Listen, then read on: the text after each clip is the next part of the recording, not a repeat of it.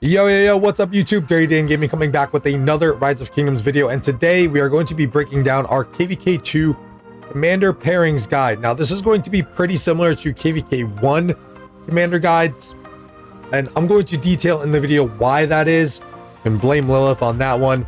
Going to give you the marches that I'm going to be running, probably some recommendations on marches that migrants or cross-season migrants that can use, and then obviously going to show a little love to the free-to-play gang and give you all some free-to-play commander pairings to use in the field, and maybe we'll detail here and there what rally combinations there are too. So without further ado, check it out.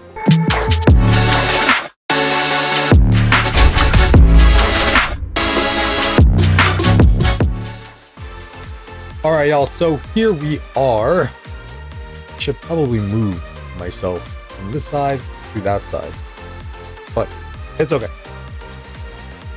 We will go through these in their entirety. We'll flip back to the commander screen if needed, but just to kind of jump right into this, these are going to be some of the pairings that I'm going to run.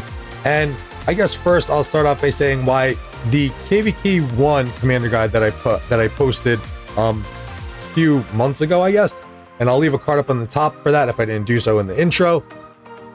Not really going to change all that much. Why is that? Well, we literally had cross-season migrations happen, and then I want to say it was probably 3 weeks max that we got from the end of KvK Season 1 to the beginning of KvK Season 2. We are 3 days away from passes, as I stated in the intro, and we are on our third Genghis Khan wheel. That means that when level 5 passes open in approximately 2 more weeks, we are going to have our first access at Alexander the Great. This is a really messed up situation. I still think that Lilith needs to fix this. I'm almost positive they put in one of their patch notes that they're going to make all the KvK 2 commanders accessible very much the way that they do in Season of Conquest. I don't know why they haven't done that. This, honestly, mini rant incoming. This honestly is kind of ridiculous because as you kind of peeked at the pairings that I was using, I'm going to have access to commanders that probably won't even be here until KvK Season 3. Again, they're talking about balance for the new players. They're talking about this and that. It's such a simple fix. They'll just make all of the KvK 2 and 3 commanders available as soon as you enter your KvK Season 2, because the timeline for this is so messed up. You speed up the timeline to get people into their next KvK because you want to get people into Season of Conquest as fast as possible, and I totally understand that. It's a business decision. It keeps the revenue generating for them in Season of Conquest due to Crystal Tech, but make it more fair, make it more open, give players more options to use these commanders. Now, rant over. When I go back into this, these are going to be some of the pairings that I'm going to be using. And I'll probably play around with them a little bit, but these are just what I kind of set on initially. So a lot of people are going to be like, oh, ew, Khan Alex, what? Why, Dan? I'm going to explain to you why in a little bit. Let's get through the rest of these. Next, we have Saladin YSG. He is the tried and true. You can see that all my legendary gear is set to him because simply for the fact that he is your prime rally and garrison combination, very much like how Charles YSG is your prime combination in KvK Season 1. Saladin YSG is going to be a prime combination for both rallying and for garrisoning. So that's why I have all of my gear on him here. I don't know how to close the screen. Do I click on it? Okay, there we go. Next, we're going to be running Minamoto and Mehmed. And again, we'll kind of detail on why I'm going to be doing some of these pairings once I can get into the commander screen and kind of show you the skills, because if I pop them up here, my head is blocking. I have a big head, as I've been told for most of my life.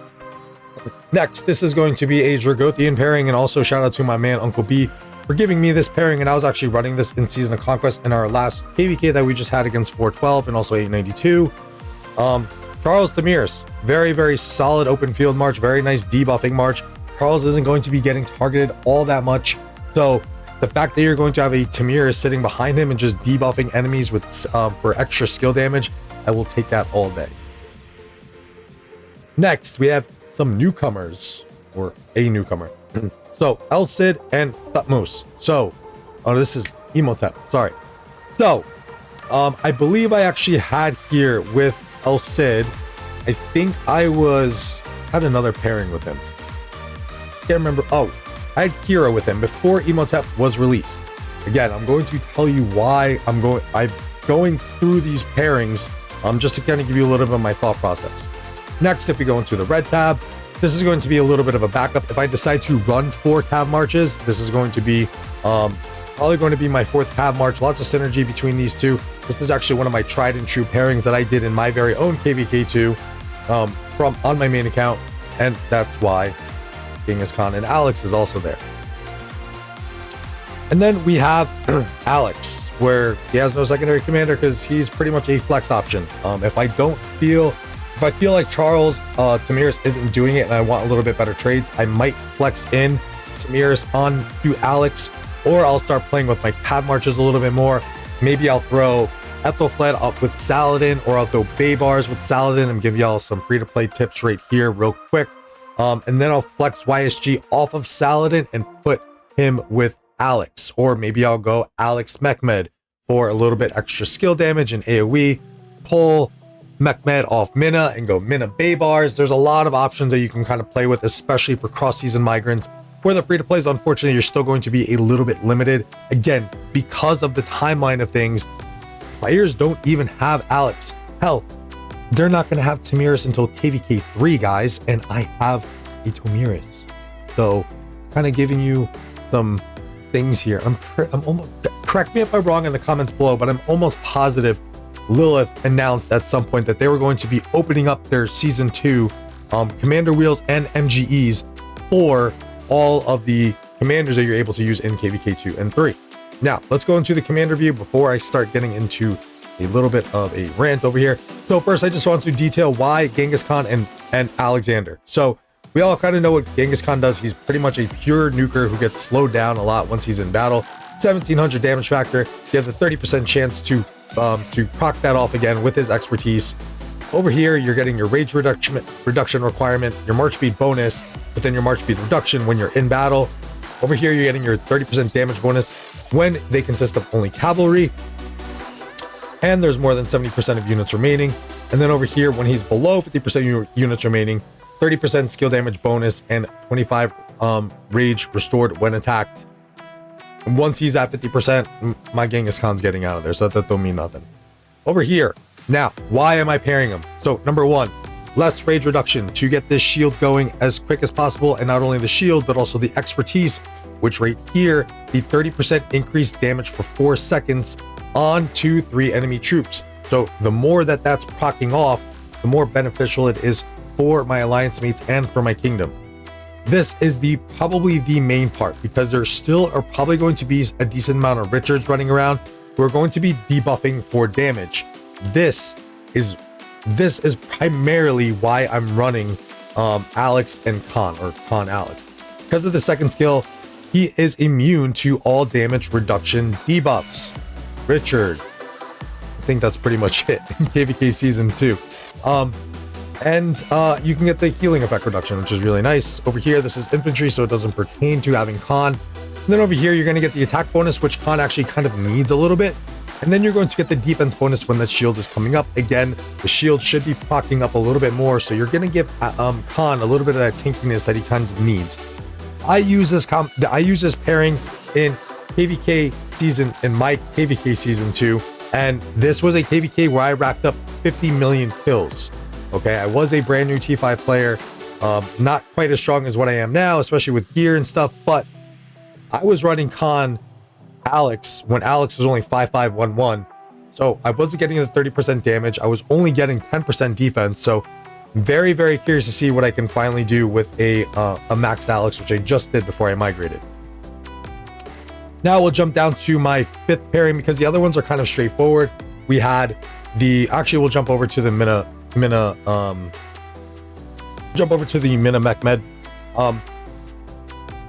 Don't even really need much to say about this. I mean, it's a 5 target AoE, it's a 20% attack bonus and a 20% skill damage bonus And you're getting troop capacity bonus as well. More troops on the field, more damage, a little bit more sustainability, or a little bit more severely wounded. And I think Minamoto, for those who follow the channel, y'all know the semi mini chub that I get from Minamoto. I think he's super underrated, still usable in Season of Conquest. So definitely would is, you know, a reason why I'm running him. Okay, let's jump to the 5th pairing with El Cid and Imhotep. So we kind of know what El Cid does. He's pretty straightforward.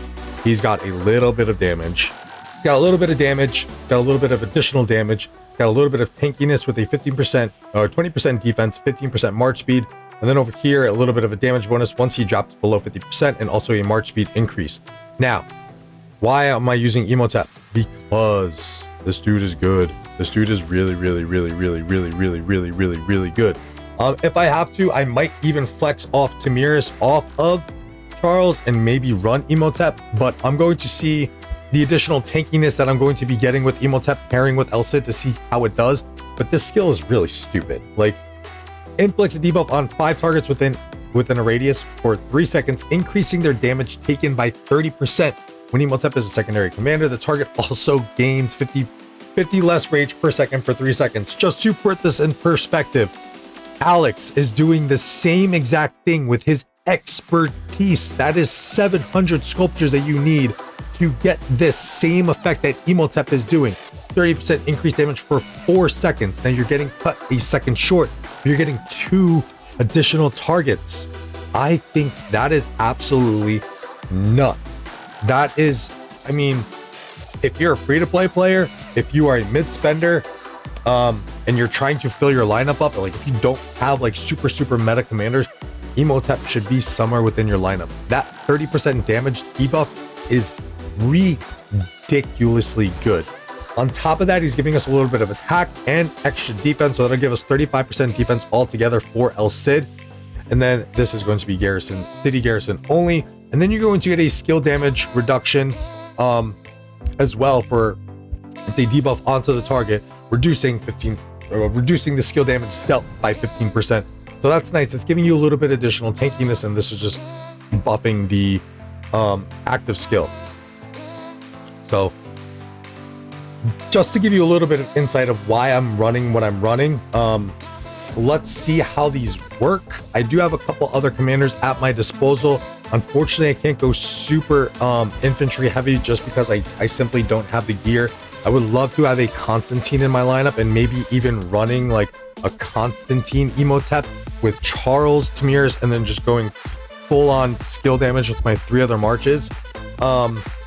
But I don't have that luxury, unfortunately, so it is what it is. All right, so now we're going to kind of jump in after reviewing my marches. So those are some things that you can play with if you're a cross-season migrant. Unfortunately, for the new players or the players with, you know, the accounts that they build up from KvK 1, you're not going to have that many options, unfortunately. So you can kind of see a very common theme. And again, I left the card up in the top in the beginning of the video to go check out my KvK 1 commander pairings. A lot of the same themes here. Charles YSG, Charles Sun Tzu, Bjorn Sun Tzu, Richard Ethold, Richard YSG, Richard Sun, Richard Joan. You're seeing a lot of the same theme from KvK 1, which is a very heavy infantry meta, because that's really all the commanders that you have available to you. You don't have Alex yet. Only a few players have Saladin yet. We're on our 2nd Saladin MGE right now. So that means that in each of these kingdoms too, for their native players, only 15 players have Saladin opened up. So again, the timelines are super funky. I think that Alil needs to adjust a little bit. Over here we have Ethelfled Joan, Squishy March, just be careful, nice debuffing support march. Baybars, Ethelfled, which I forgot on my first video, shout out to, forgot who told me about it. Over here we have Kusunoki Herman. I still don't, with cavalry, I still don't know if archers really have a place yet. in KvK Season 2, like even this March is a little sus. I would honestly probably prefer doing Kusunoki and Imhotep because they're at least going to have a little bit of tank. Kusunoki's giving you 15% defense, Imhotep's giving you a little 15% defense. So you just have to be careful, especially with the emergence of the more cavalry-based commanders like Genghis Khan. Although I probably wouldn't suggest investing into Genghis Khan until we know what the new generation commander season buffs are going to be. Part up in the top for my Genghis Khan video or my Genghis Khan commander overview. Remember, in all my overviews, I go through their skills and then I deem if they are worthy for Season of Conquest gameplay. I'm going to have to start going through, re-going through some of those due to these new museum buffs that we're getting. These museum buffs that we're getting.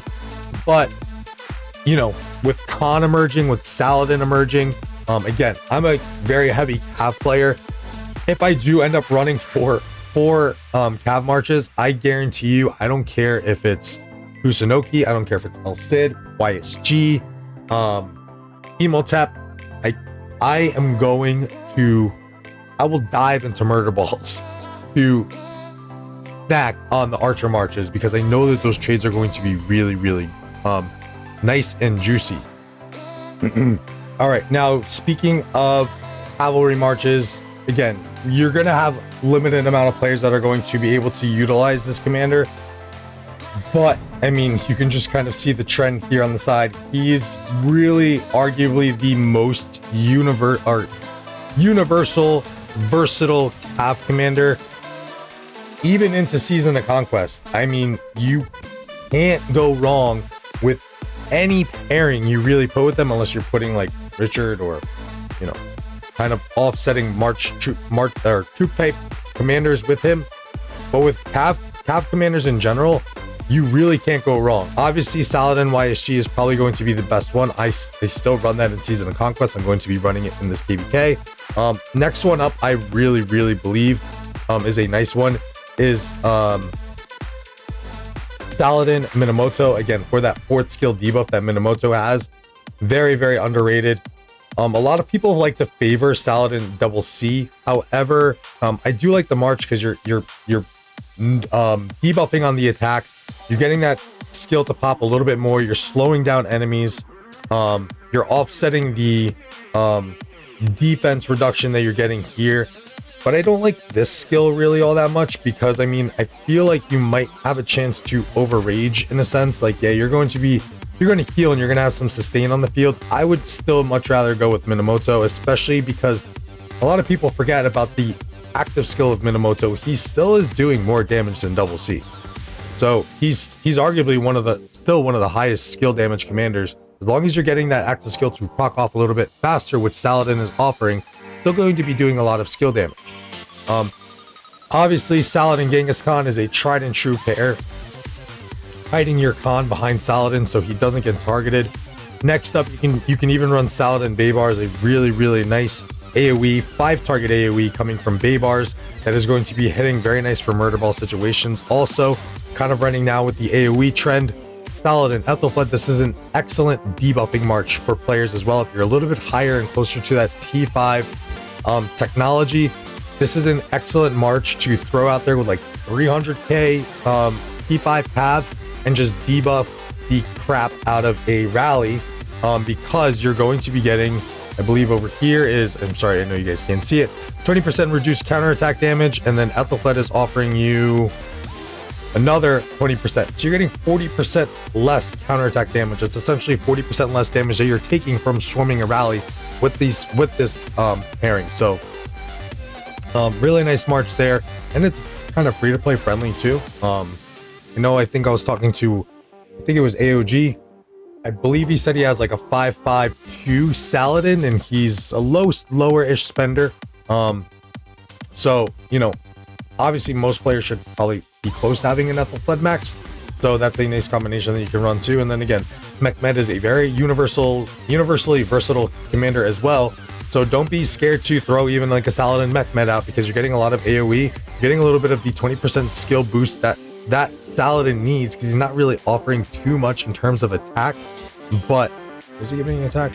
Getting you 20% increased attack. So, giving you a little bit more on that end. So, again, Saladin's super versatile. You can kind of throw him in with anyone. Mechmed, super versatile as well. I might actually even run Alex Mechmed if I'm feeling a little frisky. All right, y'all. So last but not least, always got to give a little love to the free-to-play crew. So you're going to see a little bit of a common theme here, and that is going to be epic commanders. All right.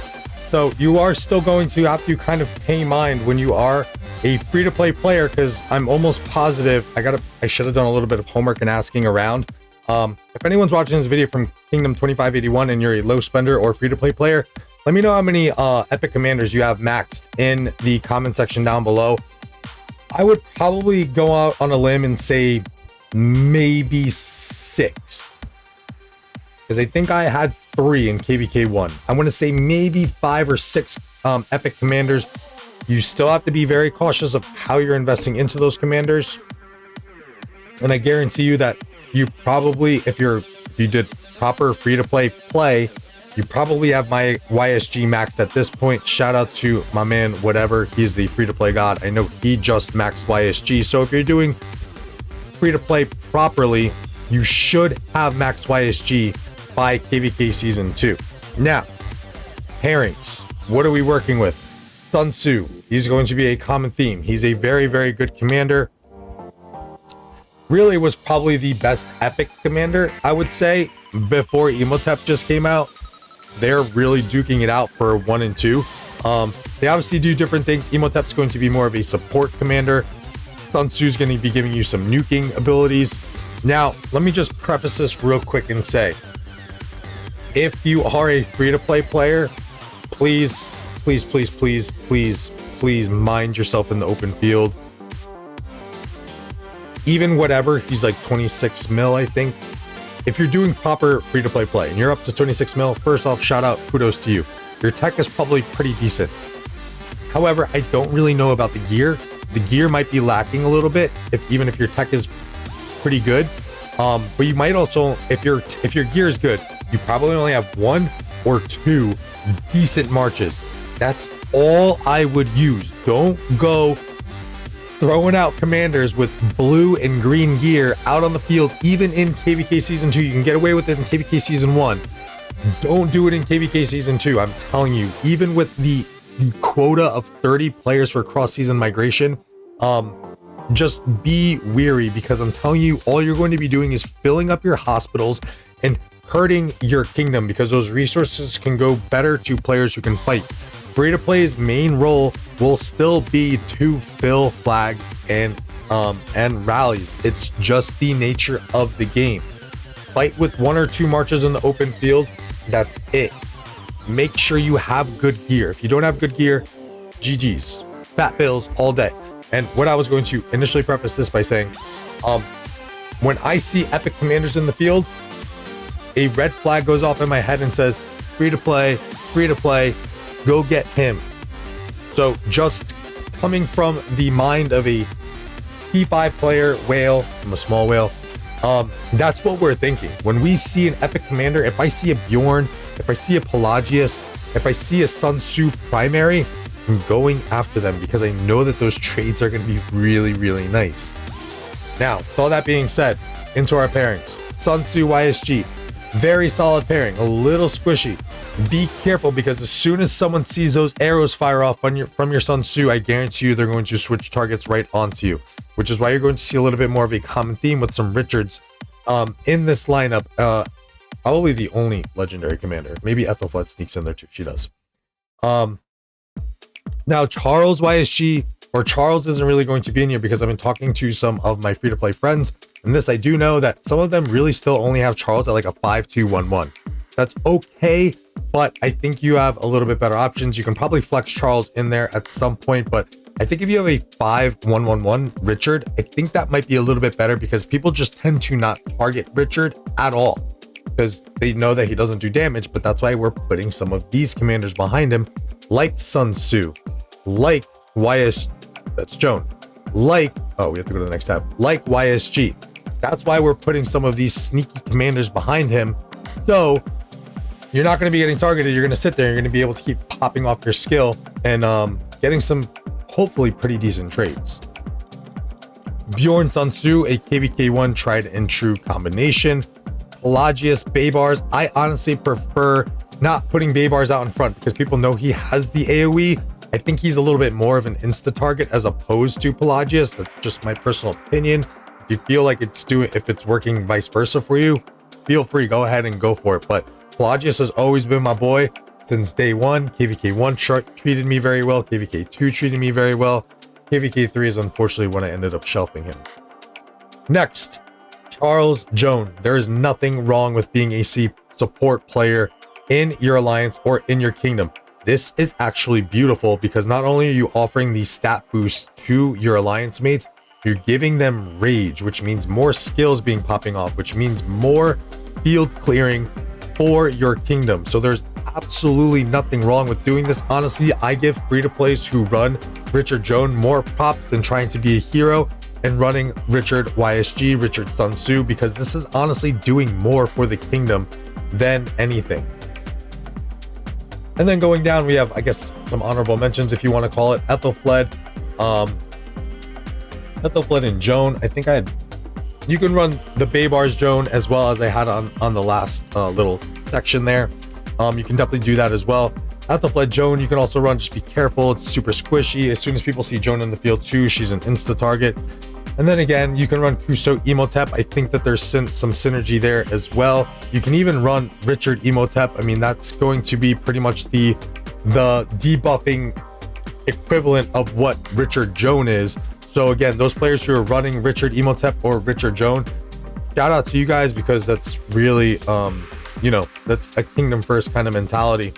I don't know if I missed anything else for the free-to-plays. If y'all have any other commander pairing suggestions on here that I may have missed, please feel free to drop them into the comment section down below. I'm far from perfect, and as you can tell, I was kind of trying to rush through this video a little bit because I knew it was going to be a little bit longer. Main takeaways, I guess you can say, for KvK2 commanders is still infantry relevant, very much so, especially for the native players who are growing up with these kingdoms, because you just don't have access to the latest and greatest commanders of KvK Season 2 just yet. Lilith, fix your timeline. This is not cool. This is a little deterring, I think, for players when they're going to be seeing Genghis Khans, Alexes, Saladins, Tomiris, Constantines in the field.